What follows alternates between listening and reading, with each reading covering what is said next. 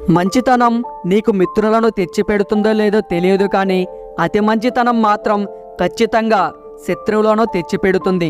గతం గురించి ఎక్కువ ఆలోచించేవాడికి ఎప్పటికీ బాధే ఉంటుంది. వర్తమానంలో జీవించేవారికి ఆనందం ఉంటుంది. నువ్వు గెలిస్తే ఎవ్వరికీ సమాధానం చెప్పాల్సిన అవసరం ఉండదు, కానీ నువ్వు ఓడిపోతే నీ సమాధానం వినడానికి ఎవ్వరూ సిద్ధంగా ఉండరు. అనుకున్నవి సాధించాలంటే నీ తపనతో పాటు ధైర్యం కూడా ఉండాలి. యవ్వనం, సౌందర్యం అదృశ్యమవుతాయి, జీవితం, సంపద మాయమవుతాయి, కానీ నీవు చేసిన మంచి చెడులు మాత్రమే చివరికి నీ వెంట వస్తాయి. నీకు మారాలి అని అర్థవంతంగా అనిపిస్తే మారు, కానీ ఇతరులు చెప్పారని కాదు. కాలం అనేది నదిలోని ప్రవాహం లాంటిది.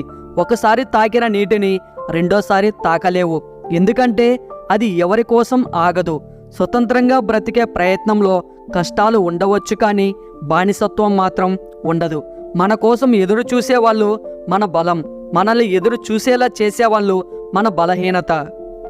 ఈ వీడియో మీకు నచ్చినట్లయితే మీ సపోర్ట్గా జస్ట్ లైక్ చేయండి చాలు. అలాగే మీకు ఇందులో ఏ పాయింట్ నచ్చిందో తప్పకుండా కామెంట్ చేయండి. ఇలాంటి వీడియోస్ కోసం ఈ ఛానల్కి ఇప్పుడే సబ్స్క్రైబ్ అవ్వండి. Thank you.